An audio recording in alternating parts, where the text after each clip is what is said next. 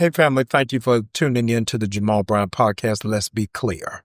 It is said that iron sharpens iron, and a lot of us have become dull because we're rubbing up against plastic. One of the sharpest minds of our time is with us on today, Dr. Michael Eric Dyson.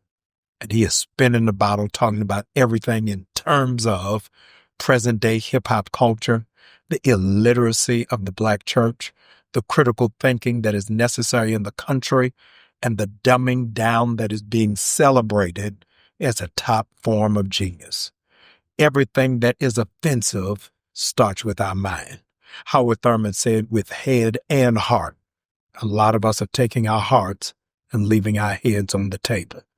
I want you to share this podcast with every person who always has a question, every person who thinks about things differently, who dances to the beat of a different drum, who's got an outlandish idea, has got a crazy concept, who is a creative but can't draw, can't paint, and can't sing.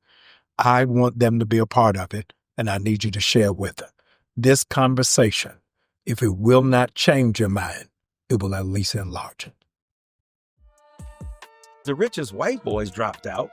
Did Mark Zuckerberg finish? Did Steve Jobs finish? Did Bill Gates finish? They all dropped out. And they dropped out of the school. You're dropping out of Harvard. Right.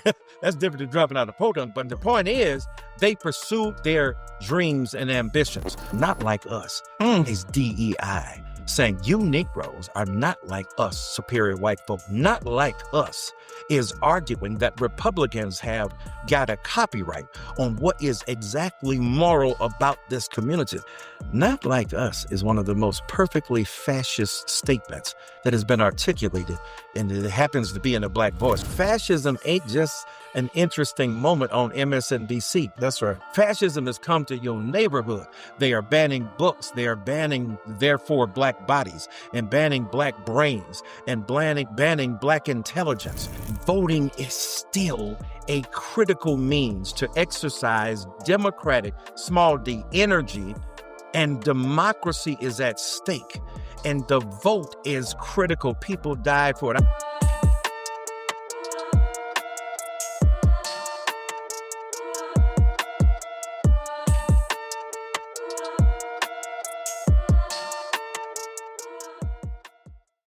Wikipedia, ChatGPT, none of them got as much knowledge as the Black Albert Einstein.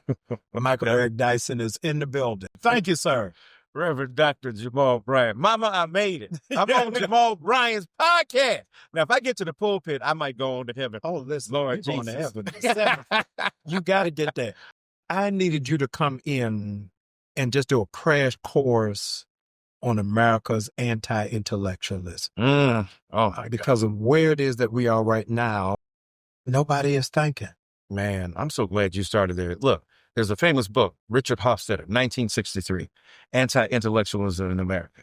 Now, he wasn't talking about Negroes. One of the advantages of racism and Jim Crow, all the villains were white. Wow. All the crazy folk were white, right? Yeah. Crazy in parentheses here because we don't want to dismiss mental health. But the point is that when he's talking about 1963 anti-intellectualism, he ain't responding to what's going on in the culture now. He's talking about the fact that they chose Dwight D. Eisenhower over a greater candidate on the Democratic side who could have presented a far more compelling argument in defense of democracy. So, if back then they talking about Dwight Eisenhower as an avatar of what's incompetence, yes, what we talk about right now in this culture. So the allergy to intellectual engagement, the allergy to sophistication, not in terms of abstract discourse that nobody can understand. Because Jesse Jackson said something to me once. He said, if you say something I can't understand, that's a failure of your education, not mine. Wow. I have never forgotten that. Wow. I have never forgotten that. And look, there are arenas in which you got to do all that, the insurrection of subjugation, knowledges and blah, blah. You ought to do all that. Right. But the thing is, if you can't master it, so you can't explain it, then nobody else can understand what you're saying. You don't understand it yourself. That's correct. So anti-intellectualism is sometimes fed by an unnecessary addiction to obscure discourse as opposed to having the courage to be clear and to be lucid. As somebody who has given their life to the academy, tell me what your thoughts are when you are alone thinking about the dismantling of the Department of Education. Oh, my Lord. It is astonishing. It is astonishing that a junta, an onslaught, a siege of the most merciless unintelligence that this nation has seen at the highest office in the land. This man is proud to be unmolested by enlightenment. Ooh! And the woman who is the symbolic head of the Department of Education, her sole purpose is to WWE dismantle it, to have it as a wrestling match between forces pitched against fascism on the one hand, autocratic dispensation on the other, and the authoritarian refusal to acknowledge the legitimacy of critical intelligence. Why? Because the biggest threat to an autocrat is knowledge. The biggest threat to an authoritarian is somebody who knows you ain't doing the right thing. And for the Department of Education, and people think, well, it's just a kind of bureaucratic formality. No, it ain't.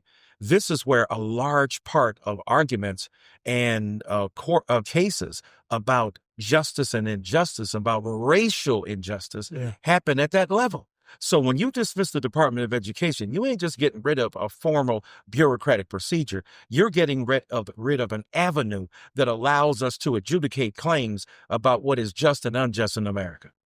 I really wrestle with where it is that we are as a country, and as a country seemingly of sheep and not of goats. I am concerned, Dr. Dyson, about the absence or the disconnect of intellectual social engagement of the Black pulpit, where the white pulpit are willfully ignorant.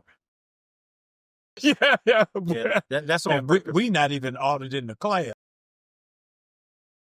I want you to really challenge the thought process of the Black pulpit and the Black church to really think through their theology, their hermeneutic, and what it is that we're leading our people to, because it's almost Silence of the Lambs. It is Silence of the Lambs. And I don't know who's playing Anthony Hopkins, but somebody is out here eating people alive. Yeah. So here's the thing, and I'm glad you said it that way.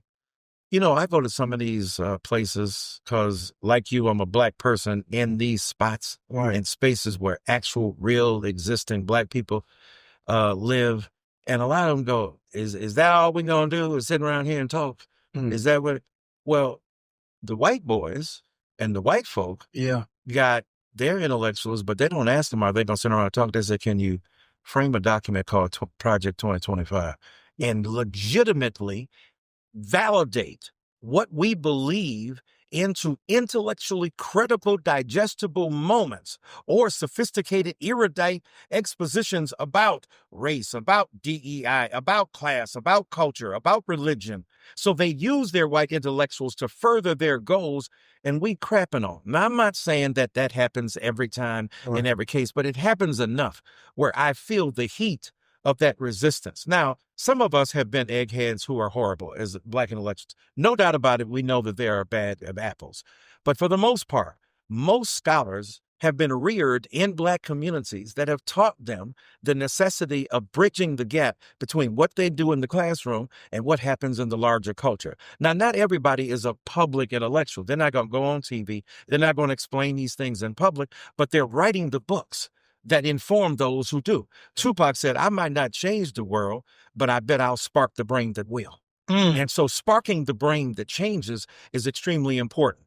So when we see folk like a Freddie Haynes, a Jamal Bryant, and I'm saying this, I ain't saying this because I've said it behind your back. Somebody just asked me for my list of the greatest preachers in the country, and you and Freddie Haynes at the top of that list. That kind of rhetorical genius. Let's stop right there.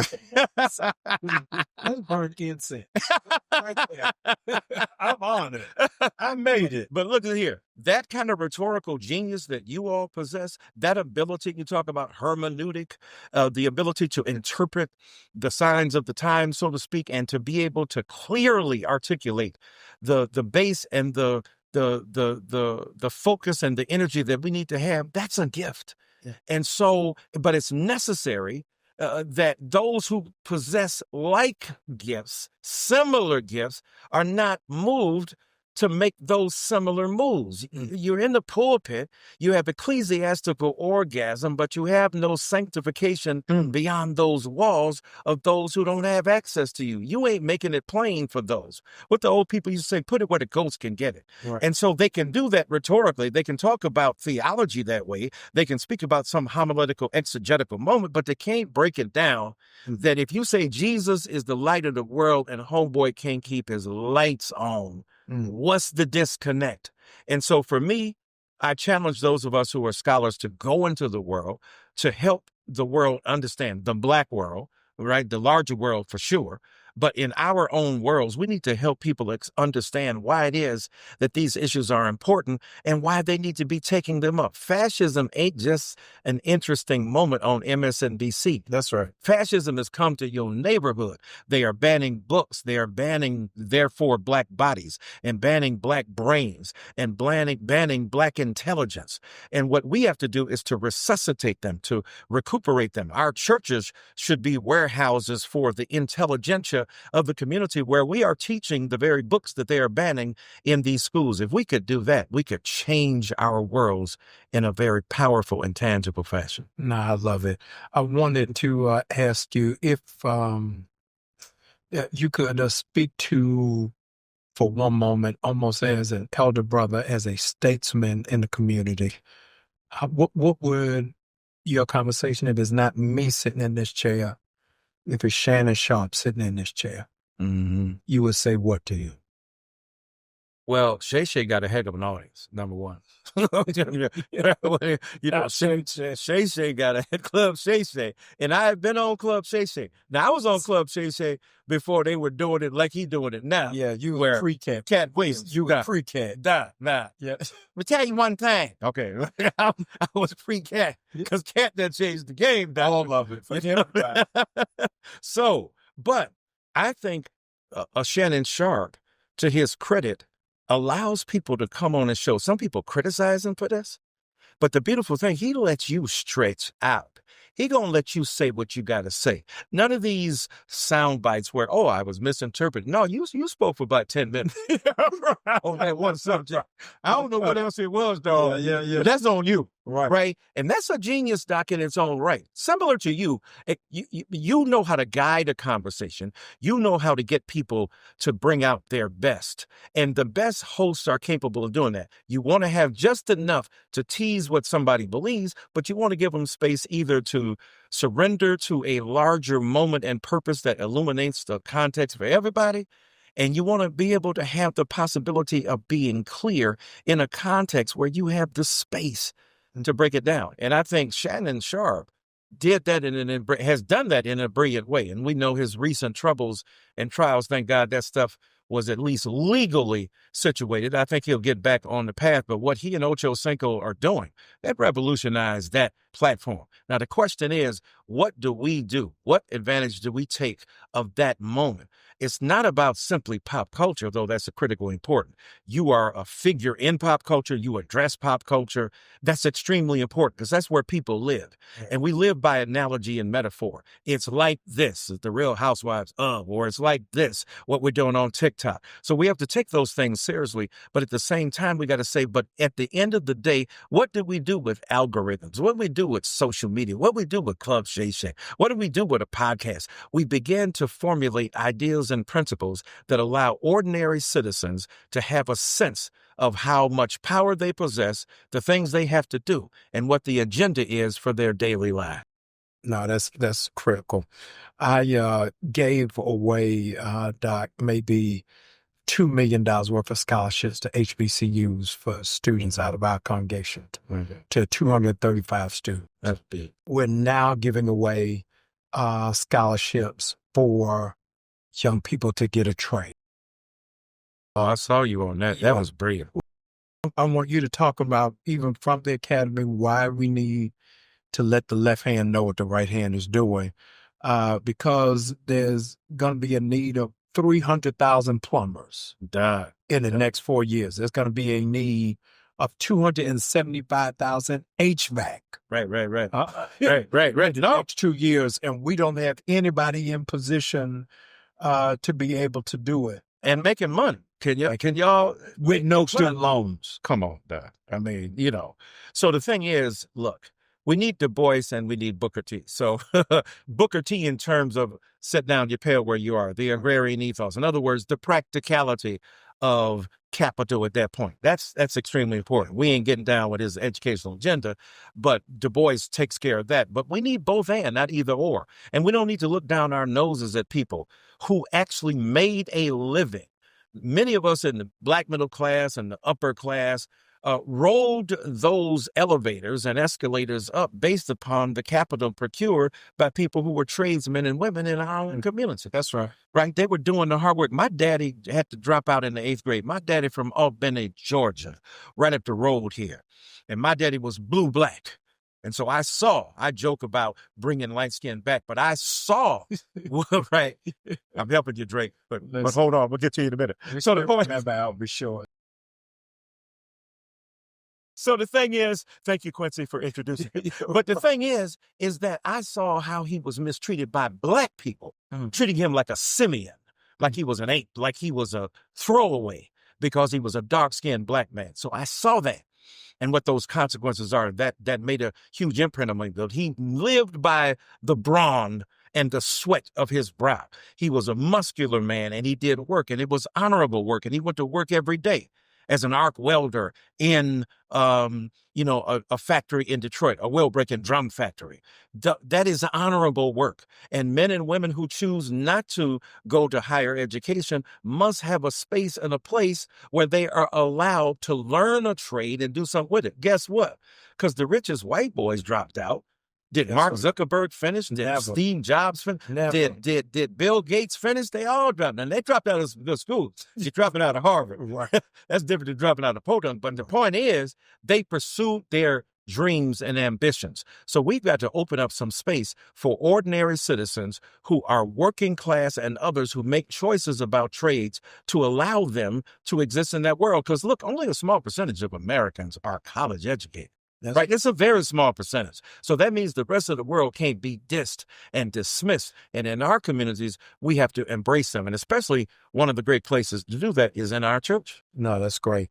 With Brown University kissing the ring most recently, erasing DEI under this administration, what do you think is the future for HBCU?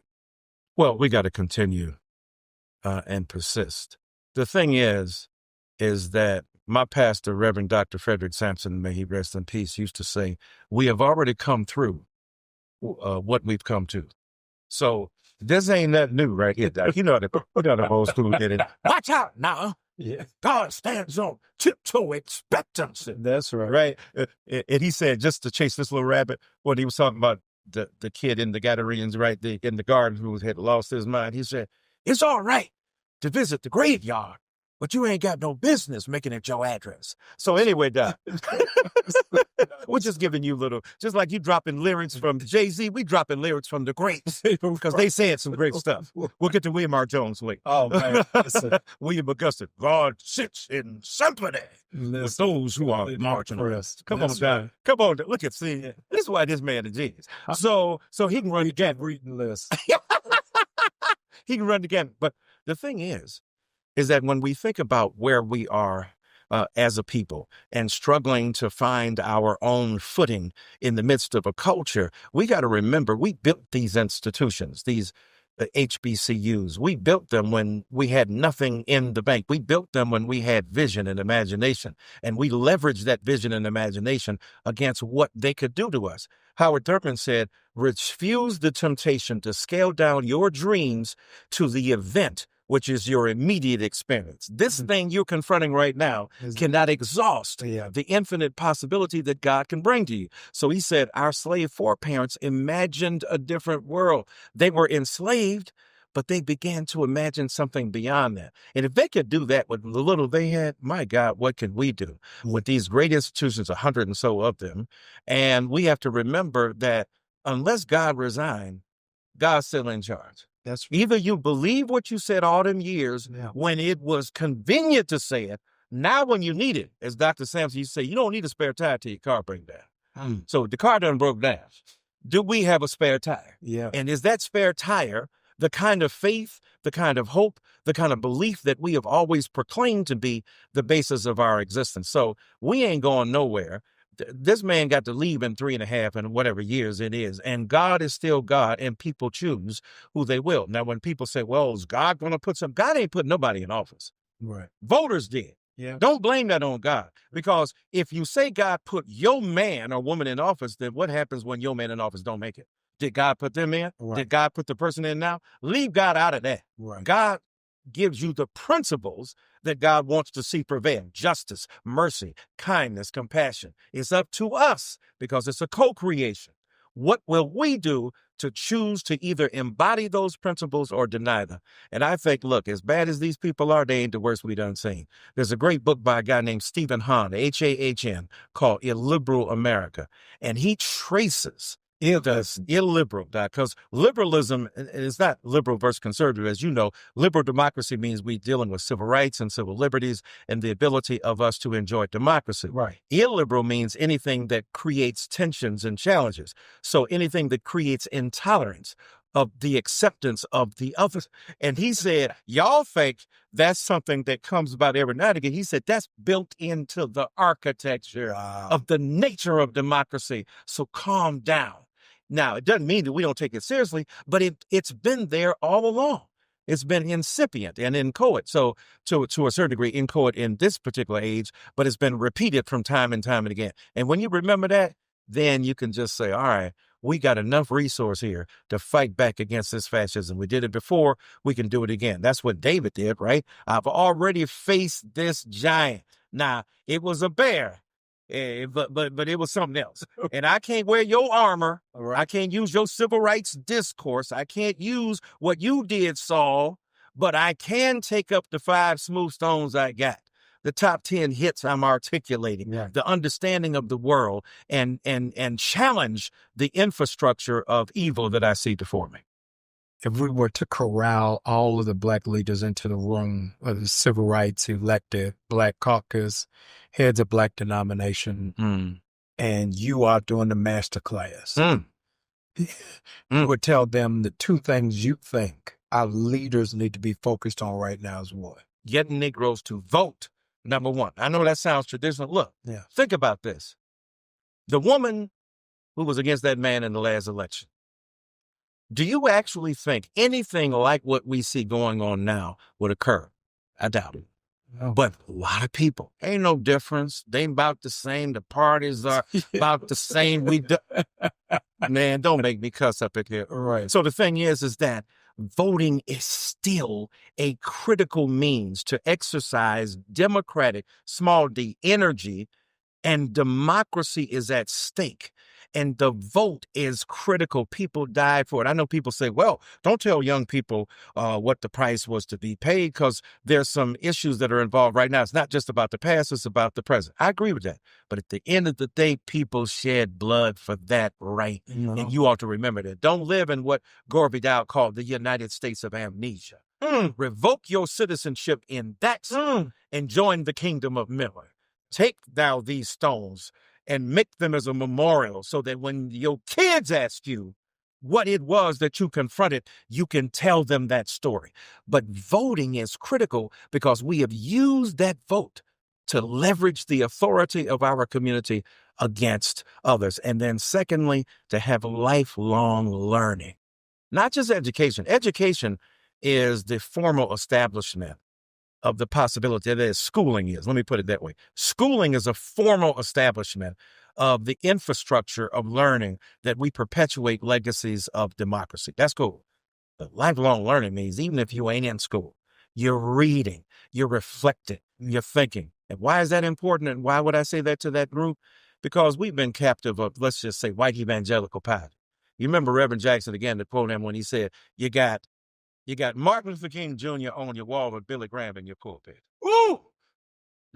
Now, Jamal Bryant could preach that. Okay. Listen, I expect to hear that in the next 3 weeks. Oh, yes, yes. And he will break that. He will deconstruct that. That runway is too long. That runway is way too long. He will take that doc and eat that up, as they say. So the point is that here we are replicating. God said it, I believe it, that settles it. That kind of biblical literalism is a mark of white supremacy invading your theology. Because how you going to be literal about a word you couldn't read for 90 years? You in enslavement. You couldn't even read. Now, black folk read even when they can't read. Oh, she read him. Oh, we know how to read. Black folk got the capacity to engage in cultural hermeneutics. But the point is that you couldn't literally read what was on paper, so you had to rely upon spirit, insight, inspiration. And I would say to that group, if we can get our people in a particular arena where we are alert and alive to the things we need to study and to engage and to internalize, we could change the world. James Baldwin never went to college, but my God, colleges and universities study who he is. Where's pause? Oh, yes, no. James Baldwin never went to college. No, James Baldwin's a high school graduate. Yes, I'm saying. Wait a minute. Hold on. One of the greatest literary geniuses. Wait. Are you saying he went and dropped out? Doc, he ain't never been. I never knew that to this moment. Come on.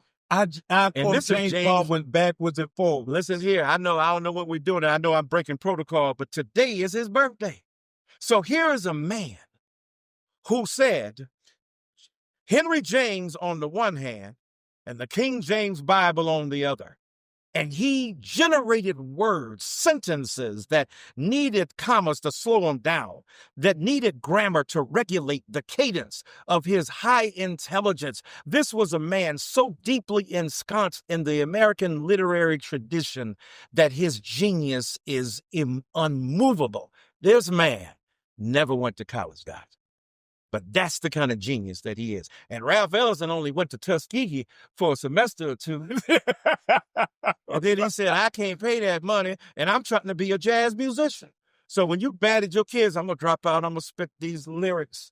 You know, Ralph Ellison went for about a year and a half, dropped out.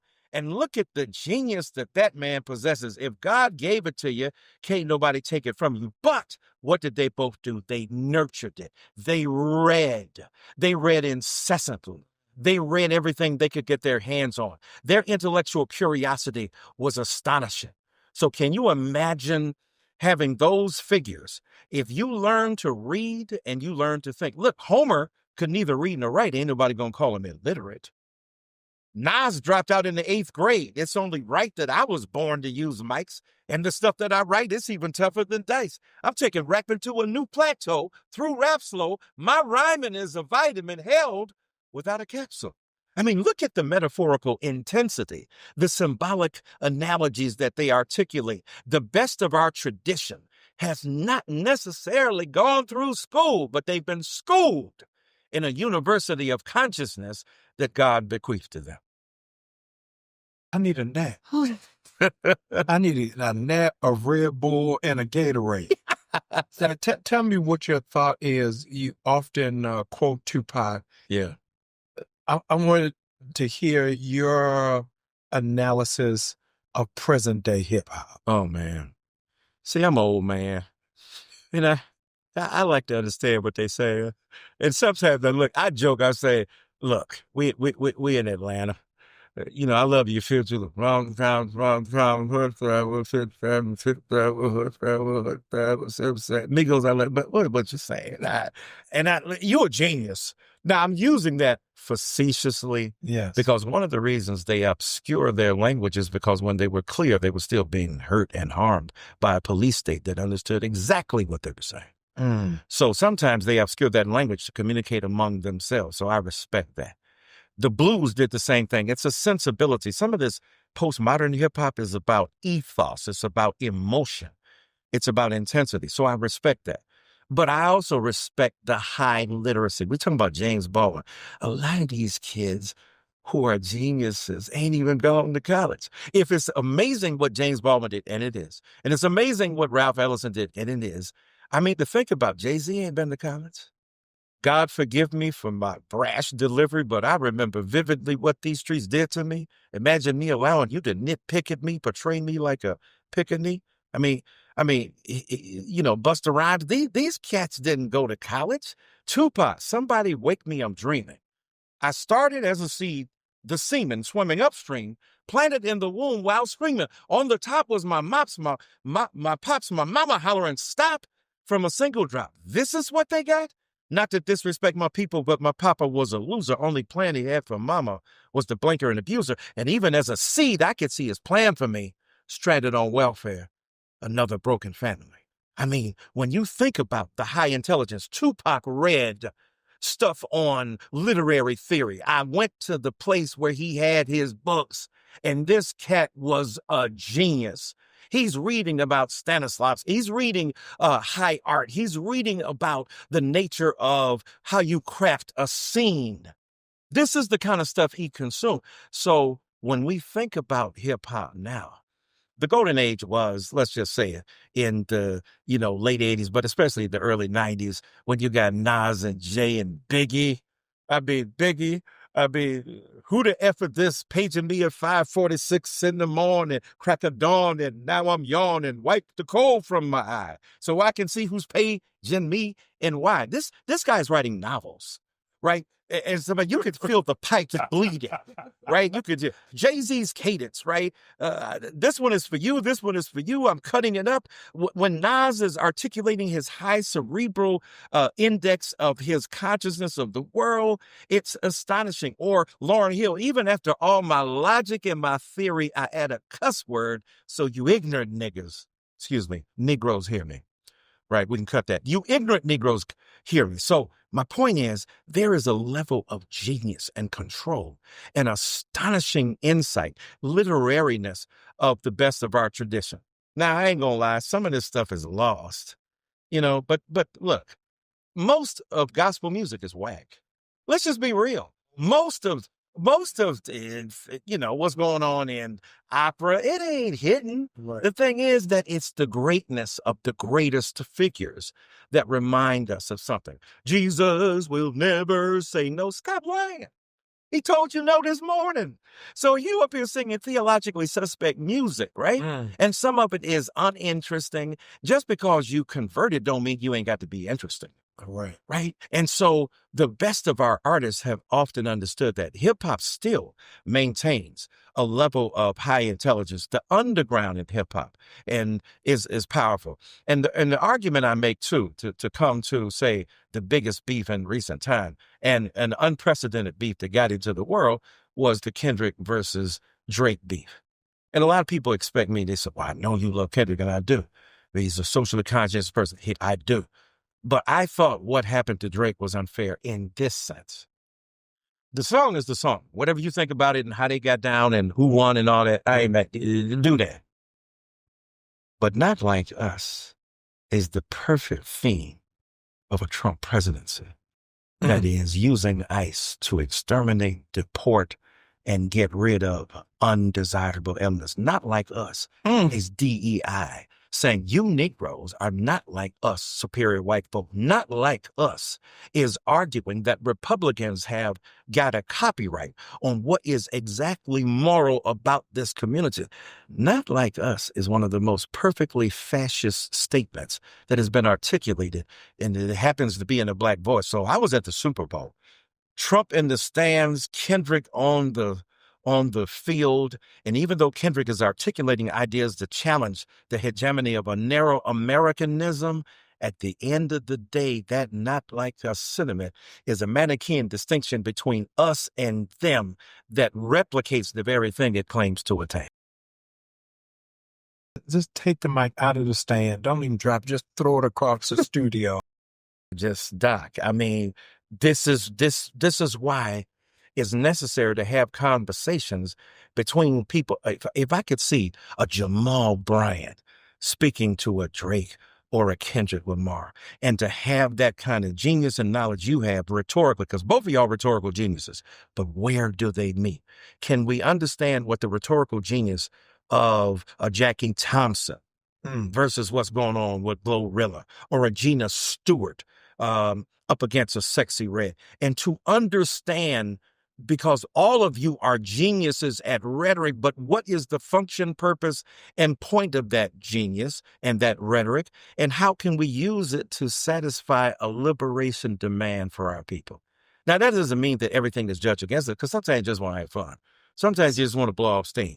Sometimes you just want to, and I think joy is a powerful, radical resistance to fascism. I think the fact that you have pleasure in the midst of the pain is itself a political argument against squeezing life down to its narrowest moments. So I think that's beautiful. But at the end of the day, if we could see those generations come together in a cross-generational pollination of ideas, that would be a remarkable and revolutionary thing in our community. I gotta go, but I can't leave because you got me all the way into hip hop. I'm looking for my Walkman right now. I gotta ask you, what then becomes of the legacy of Diddy? You know, it's a complicated legacy. And first of all, the work is the work. What he did is what he did in terms of fostering the expression of a Mary J. Blige, of a Biggie. Those two alone By themselves have changed the landscape. But then you throw in Jodeci. You throw in, so many others that this man facilitated. So at that level, the level of the work is ingenious. Now, the hatred of the misogyny against women, especially women of color, is real too. But that's imbricated. That's